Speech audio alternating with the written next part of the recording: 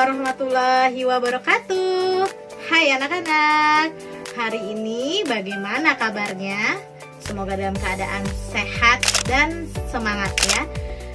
Anak-anak, kita belum bisa berjumpa secara langsung, tapi Ustazah yakin kalian di rumah belajarnya tetap semangat ya.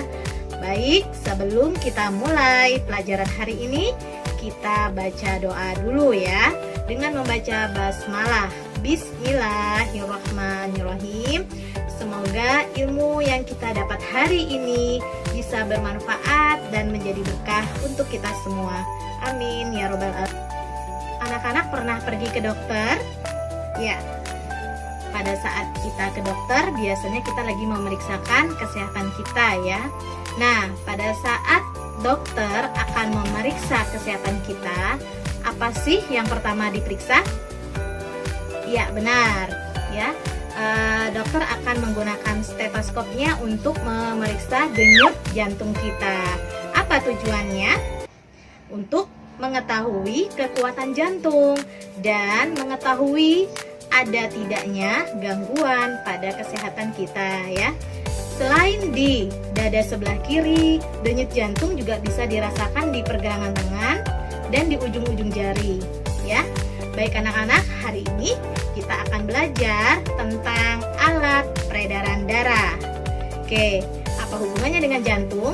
Ya, karena jantung merupakan salah satu dari alat peredaran darah pada manusia. Mau tahu alat peredaran darah yang lain? Yuk kita lihat materi berikutnya.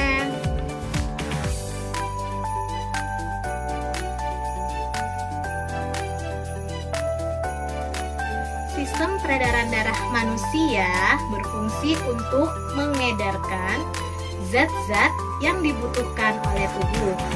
Selain itu, sistem peredaran darah manusia juga berfungsi mengangkut zat-zat sisa yang dikeluarkan dari tubuh. Nah, anak-anak, hari ini kita akan belajar tentang alat peredaran darah, yaitu ada 3. Yang pertama, jantung. Yang kedua, pembuluh darah. Dan yang ketiga adalah darah. Yuk kita simak materi berikutnya. Oke anak-anak, kita akan bahas alat peredaran darah yang pertama ya, mulai dari jantung. Kita lihat dulu bagian-bagian jantung. Ada vena atas, aorta, kemudian ada serambi kanan, fungsinya adalah mengalirkan darah kaya CO2 ke bilik kanan. Ada bilik kanan, berfungsi memompa darah kaya CO2 ke paru-paru. Selanjutnya ada serambi kiri, berfungsi mengalirkan darah kaya oksigen dari paru-paru ke bilik kiri. Bilik kiri berfungsi memompa darah kaya oksigen ke seluruh tubuh. Ada katup, fungsinya adalah sebagai pembatas antara serambi dan bilik pada jantung. Ada vena bawah, ada vena paru-paru, ada arteri paru-paru. Pembuluh darah. Perhatikan pembuluh darah yang pertama ada arteri. Ciri-cirinya adalah membawa darah keluar jantung, kemudian berdinding tebal dan elastis, serta denyutannya terasa. Perhatikan gambarnya. Kemudian yang kedua adalah pembuluh vena. Ciri-cirinya adalah membawa darah menuju jantung. Ini kebalikannya ya anak-anak ya. Biasanya disebut dengan pembuluh balik. Memiliki dinding yang tipis dan kurang elastis. Bisa dilihat perbedaannya antara arteri dan vena. Kemudian yang ketiga ada pembuluh darah kapiler. Ini adalah percabangan paling kecil dan tipis dari arteri dan vena. Baik, kita lihat di alat peredaran darah yang ketiga, yaitu darah. Ya, ini adalah gambar komponen darah. Kita lihat dulu fungsinya. Yang pertama, mengedarkan oksigen dan sari makanan ke seluruh tubuh. Yang kedua, menjaga keseimbangan suhu tubuh. Dan yang ketiga, menjaga kekebalan tubuh. Yuk kita lihat apa fungsi masing-masing dari komponen darah tersebut. Oke. Ya, kita lihat yang pertama ada sel darah merah atau eritrosit. Di sini fungsinya adalah sebagai alat pengangkut oksigen karbon dioksida, sari-sari makanan, dan zat sisa. Sel darah putih atau yang disebut dengan leukosit ini adalah membunuh kuman yang masuk ke dalam tubuh. Berikutnya, keping darah atau trombosit berperan dalam proses pembekuan darah dan penyembuhan luka. Kemudian yang terakhir, ini adalah plasma darah, bagian cair dari darah. Warnanya agak putih kekuning-kuningan ya. Baik anak-anak, kita sudah sampai di penghujung materi kita hari ini ya. Yuk kita simpulkan sama-sama.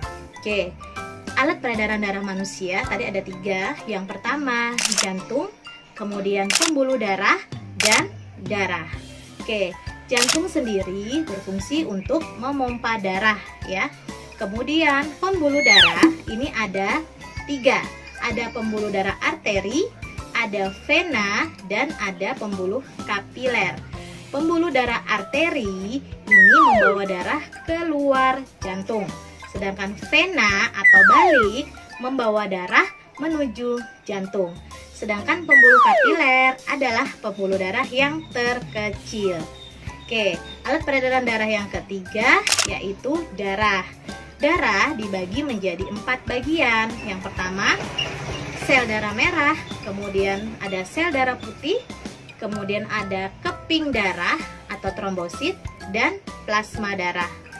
Nah, untuk sel darah merah fungsinya adalah mengangkut oksigen dan karbon dioksida ke seluruh tubuh. Sedangkan untuk sel darah putih fungsinya adalah membunuh kuman penyakit yang akan masuk ke dalam tubuh. Kemudian untuk keping darah ini berfungsi untuk membantu penyembuhan luka atau pembekuan darah. Dan yang terakhir, plasma darah. Ini fungsinya adalah mengangkut zat-zat makanan dan hormon. Baik anak-anak, itu tadi kesimpulan dari materi kita hari ini.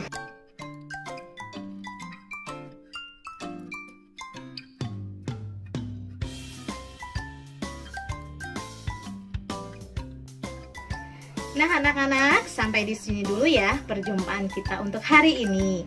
Semoga kalian bisa memahami materi yang sudah Ustazah berikan. Yuk kita tutup dengan membaca hamdalah bersama-sama. Alhamdulillahirabbil alamin. Baik anak-anak, jika ada salah untuk hari ini Ustazah mohon maaf karena kesempurnaan hanya milik Allah Subhanahu wa taala. Baik, Ustazah pamit. Assalamualaikum warahmatullahi wabarakatuh. Like a Hellcat.